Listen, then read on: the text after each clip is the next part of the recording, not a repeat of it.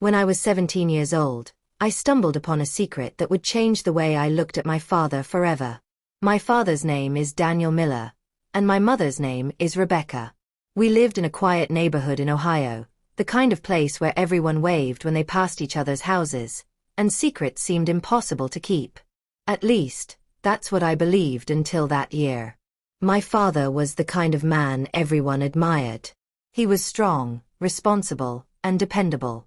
He worked as a manager at a local construction company and always seemed to have time for his family. He'd help me with my homework, throw a football with me in the backyard, and he always had this way of making me believe he could fix anything.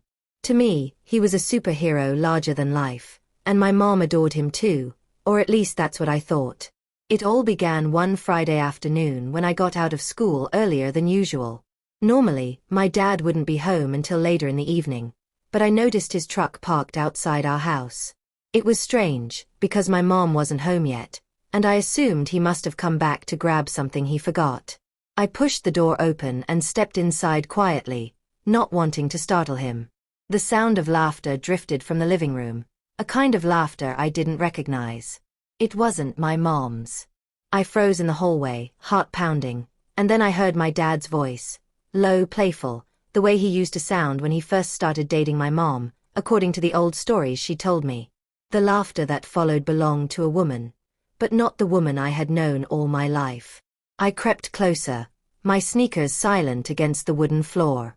My dad was sitting on the couch with a woman I had never seen before. She was younger than my mom, maybe in her early 30s, with dark brown hair that tumbled past her shoulders. She wore a bright smile, and the way she leaned into my father made it clear this wasn't just a casual friendship. My breath caught, and for a moment I thought my chest would cave in from the weight of it. My father, the man who taught me about loyalty and honesty, was holding another woman's hand. I couldn't move. My mind screamed at me to turn away, to leave before they noticed me, but I was frozen. Finally, I backed away as quietly as I could, my heart hammering in my throat. I slipped out the back door and sat on the porch, my hands trembling. I couldn't believe what I had seen. I wanted to think I was wrong, that maybe she was just a friend, but the way he looked at her told me everything I needed to know. It was the same way he looked at my mom when he thought no one was watching. When my mom came home later that evening, everything seemed normal. Dinner was served, conversations were shared, and laughter filled the table as if nothing had happened. But I noticed the way my father avoided my eyes. Maybe it was just my imagination, or maybe he somehow knew I had been there. For days, I carried the weight of that moment like a stone in my chest. I couldn't tell my mom. I couldn't tell my friends. I couldn't even write it down in my journal. It became a secret between my father and me, even though he never acknowledged it. And I hated it. I hated him for putting me in that position. A week later, the secret grew heavier. I was walking home from school when I spotted my dad's truck parked near a small coffee shop on the other side of town. It was unusual for him to be there. He rarely came into that part of the city, and curiosity tugged at me. I crossed the street and peered through the large window of the cafe. There he was, sitting at a table with the same woman. They were laughing, their heads bent close together, and my father's hand brushed against hers in a way that was far too intimate. My stomach knotted, and I felt my throat tighten. This time, he saw me. For a split second, our eyes locked, and I could see the shock ripple across his face. He froze, his hand still hovering near hers, and I panicked. I bolted from the window, my legs carrying me as far away as I could get. I didn't stop running until I reached the edge of our neighborhood. That evening, he came into my room after dinner. My mom was downstairs washing dishes, completely unaware of the storm brewing upstairs. He closed the door softly and leaned against the frame, his expression strained. "Ethan," he said, his voice low, almost a whisper. "We need to talk." I sat on the edge of my bed, my arms crossed tightly across my chest. I couldn't even look at him. "I know what you saw," he continued. "At the house. And today at the cafe." My stomach churned. I wanted to scream, to ask him why he was doing this to our family, but all that came out was a quiet, shaky, "Why, Dad?" He sighed heavily and rubbed his forehead, looking more tired than I had ever seen him. "It's complicated, son. Things between your mother and me. They haven't been the same for a while. I didn't mean for you to find out like this." Complicated. That was the word he used. As if betrayal could be neatly explained away with one word. "You can't tell your mom," he said suddenly, his eyes locking on mine with a desperate intensity. "Not yet. Please, Ethan. She doesn't deserve to find out this way. I'll figure it out. But for now, this has to stay between us." I felt my chest tighten. He was asking me to keep his secret, to carry the burden of his choices. And even though I wanted to say no, even though every part of me screamed that this wasn't fair, I nodded. Because I was 17, and he was my father, and part of me still believed I owed him my silence. From that moment on, a wall grew between my father and me. We still lived under the same roof, but things were different. I couldn't laugh at his jokes the same way. I couldn't look at him without remembering that woman's smile. Every time I saw him kiss my mom goodnight, my stomach turned. And yet, I never said a word. Not to her, not to anyone. It became a secret that belonged only to him and me. But secrets have a way of rotting you from the inside out. The weeks after my father asked me to keep his secret were some of the most suffocating days of my life. Every time I sat at the dinner table, it felt like a stage play, all of us playing our parts, pretending everything was perfect. My mom, Rebecca, would ask my dad about work, and he'd respond with the same calm, steady voice he always used, but I knew what was lurking beneath. I felt like I was trapped in a lie I hadn't chosen but was forced to protect. I tried to keep myself distracted. Schoolwork, basketball practice, hanging out with friends. But no matter what I did, the weight of what I knew followed me like a shadow. When I looked at my mom, I felt guilty. She deserved the truth, but telling her would mean betraying my father. When I looked at him, I felt angry. Angry that he had put me in the middle of something that wasn't mine to carry. One Saturday morning, my mom suggested we all go out for breakfast. It was a simple family ritual we hadn't done in months. My father agreed quickly, maybe too quickly, and I couldn't help but wonder if it was guilt driving him. At the diner, we sat in a booth by the window, pancakes stacked high on plates, syrup dripping down the sides.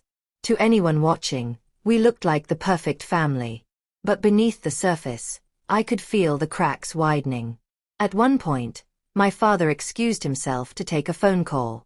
I watched him walk outside, his phone pressed tightly against his ear, his face turning away so we couldn't see his expression. My mom busied herself with her coffee, but I couldn't look away. My chest tightened as I thought about who might be on the other end of that call. When he returned, his smile was too practiced, his voice too even. My mom didn't notice, but I did. I noticed everything now. That night, I lay awake in my bed, staring at the ceiling. I kept replaying the moment in the cafe when our eyes met, the way he looked at me when he begged me to keep his secret. I hated it. I hated knowing. I hated keeping it. And I hated myself for not saying anything. The breaking point came a few weeks later. I was coming home from a late study session with a friend. The house was dark except for a faint glow in the living room.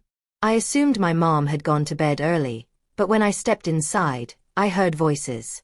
Quiet, hushed voices. I froze in the hallway, just like that first day, and my stomach dropped. My dad was on the phone, pacing the living room. His voice was low, soft, the way people speak when they're saying things that aren't meant to be heard. I couldn't make out every word, but I didn't need to. The tenderness in his tone said it all. "I'll see you soon," he whispered before ending the call. My chest burned with anger.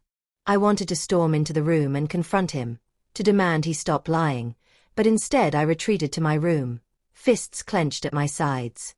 My head swirled with thoughts I couldn't quiet. The next morning, I couldn't keep it inside anymore. As my mom left for work, I lingered in the kitchen with my dad. He poured himself a cup of coffee, completely at ease, as if our world wasn't hanging by a thread.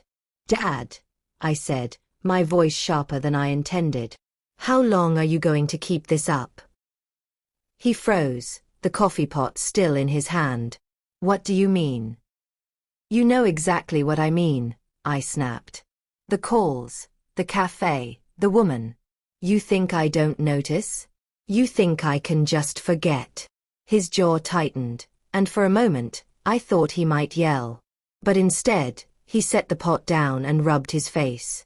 He looked older, worn down, like the weight of it all was finally pressing on him too. "I never wanted you to be a part of this," he muttered. "Then why did you make me?" I shot back. "You put this on me. You made me carry it. And now I can't even look at Mom without feeling like I'm lying to her." His eyes met mine, and for the first time, I saw something break in him. He looked ashamed. "I love your mother," he said quietly. "But I made mistakes. And I don't know how to fix them." I shook my head, anger boiling inside me. "You don't get to make me part of your mistakes." For a long moment, the only sound was the hum of the refrigerator. Then he said something I'll never forget. "You're right. But please, Ethan, not yet. I'll end it. I'll fix it. Just give me time." I wanted to believe him. God, I wanted to. But deep down, I knew promises were easy. Actions were harder. For the next month, I watched him like a hawk, waiting for signs that he'd changed. Sometimes I thought he had. He came home earlier, spent more time with my mom, even suggested we take a family trip that summer. But late at night, I still heard him on the phone. The lies continued, and the secret grew heavier. One evening, my mom asked me to grab something from my dad's truck. When I opened the glove compartment, I found a folded piece of paper. It was a receipt from a hotel just outside town. The date was from 2 nights earlier. My hands shook as I held it. Proof. Proof of what I already knew but never wanted to face. I put it back where I found it, but that night I couldn't sleep. The secret was eating me alive. I realized I had 2 choices: keep protecting my father or finally tell my mom the truth. Neither option felt right. Both would hurt. But staying silent was destroying me. The next day, I sat with my mom at the kitchen table. She was sipping her coffee, reading through some bills. I stared at her, my chest tight, my heart pounding. "Mom," I said softly. She looked up, her eyes warm, unsuspecting. "What is it, honey?"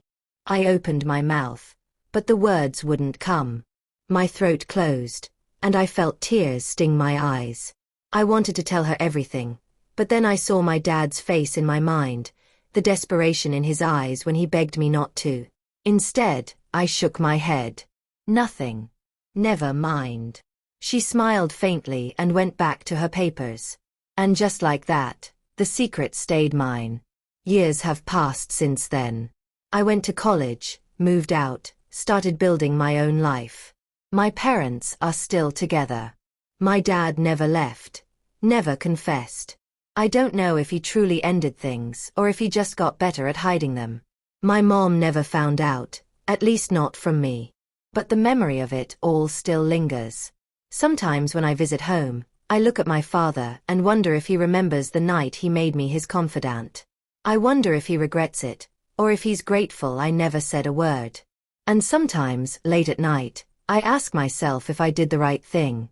I'll never know the answer. What I do know is that I've carried this secret for years. A secret between my father and me. One I've never told anyone, until now.